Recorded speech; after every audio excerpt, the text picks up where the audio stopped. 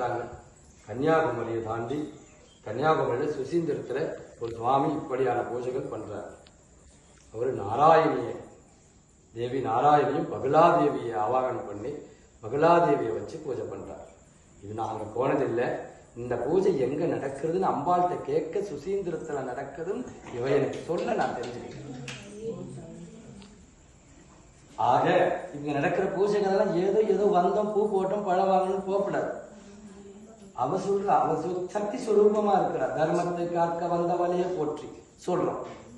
தர்மத்தை காக்க வந்தவளையே போற்றி. அவ தர்ம தேவன், சகல லோக வியாபினி, சர்வ ரட்சகி, சர்வலோக ரட்சகி, பக்த ஜன ரட்சகி. அவ எல்லாரையும் காப்பாற்றுறது. ஆக இப்படியான பூஜைகள் எங்க நடக்குதுமா அப்படின்னா தொண்டை மண்டலத்திலே இல்லைன்றா. இங்க நம்ம நடுநாயகமா இருக்கிற தொண்டை மண்டலம் காஞ்சிபுரம், இதை சுத்தி இருக்கிற இங்கேயும் இந்த மாதிரி பூஜைகள் இல்லை சொல்ற. ஆக எங்க இருக்குன்னா சுசீந்திரத்தை காண்பிச்சா இப்படி நீ பண்ற இந்த பூஜைகள் அங்கேயே ஒரு பையன் ஒரு பாலகன், அவருக்கு பையன் தானே பாலகன் தானே, எவ்வளவு அவங்க வயசானவங்க ரொம்ப பழமா இருக்காங்க, அவங்க அங்க பண்றாங்க. ஆனா இங்க பாலகன் அவர் உத்தரவாதம், அவருக்கு பாலகன் தானே. இங்க பாருங்க 7 புவனங்கள் 14 லோகம் இருக்குதான். இந்த 7 புவனத்தை பெத்து எடுத்துட்டாலாம் அம்மா. ஆனா அவ கன்னியா.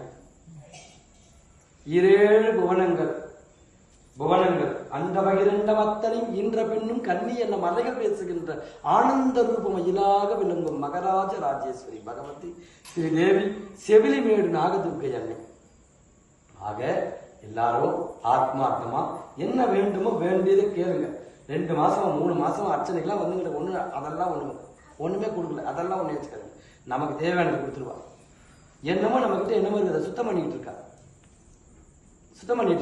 சரி பண்ணிடுவா. தக்க சமயத்துல நம்ம கை பிடிச்சு கரை சேர்த்துருவா. அதனால தைரியமா இருக்கும். ஆத்மார்த்தமா மனசு நம்பிக்கையா பௌர்ணமி பூஜையில வந்து கலந்துக்குங்க. 4 பேரே கலந்தாலும் சரி, 400 பேர் கலந்தாலும் சரி, 40 பேர் கலந்தாலும் சரி, மனசு மட்டும்தான் இங்க இருக்கணும். நம்ம கொடுக்குற புஷ்பம் காணிக்கை இது அதெல்லாம் ஒண்ணுமே கிடையாது. மந்திர பலம் கனியில ஏற்படும், கனிக்க வீட்டுக்கு வரணும். ஆனா மனோபலம் மட்டும்தான். எந்த பூஜைக்கு சக்தி இருக்குன்னா ஆத்மார்த்த பூஜைக்கு சக்தி இருக்கு. என்னவோ பண்றியம்மா, என்னம்மா பண்றீங்க, கையெல்லாம் என்ன பண்றேன், என்ன வாயில முன ஆமா, உள்ளுக்குள்ளேயே ஆத்மார்த்தமா பண்ற பூஜை.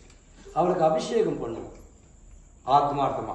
தண்ணியெல்லாம் கிடையாது, தீர்த்தம்லாம் கிடையாது, ஒரு தூத்தம் கிடையாது, ஒண்ணு கிடையாது, எதுவும் கிடையாது, எதுவுமே கிடையாது. அவளுக்கு அபிஷேகம் பண்ணுவேன். அவ குழந்தையா ஆயிடுவான். அலங்காரம் பண்ணுவேன், மூக்குத்தி போடுவேன், மூக்குத்தி கொஞ்சம் இறங்கி இருக்குதுன்னு ஏற்றி விடுவேன். இதெல்லாம் ஆத்மார்த்தமா அடியன் பண்ற பூஜை.